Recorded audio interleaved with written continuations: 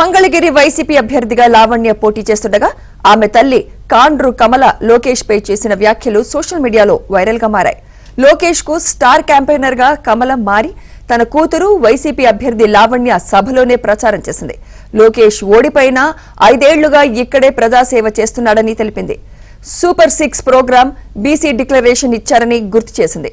5,300 ఓట్లతో ఓడిన లోకేష్ ఇప్పుడు 53,000 ఓట్లతో గెలుస్తారంటూ కాండ్రు కమల చేసిన వ్యాఖ్యలు సోషల్ మీడియాలో హల్చల్ చేస్తున్నాయి.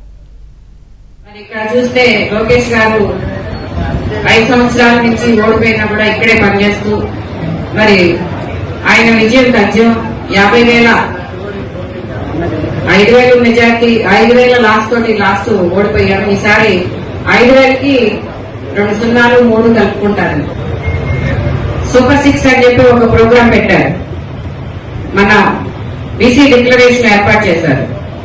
దాంట్లో కేవలం మంగళగిరికి ఒక్కదానికి మేనిఫెస్టో రిలీజ్ చేశారు. మనందరికీ తెలిసిందే 20,000 ఇల్లు కట్టిస్తామని, లేకపోతే గ్యాస్ సిలిండర్ ఇస్తామని, పెన్షన్స్ పెంచుతామని మేనిఫెస్టో రిలీజ్ చేశారు.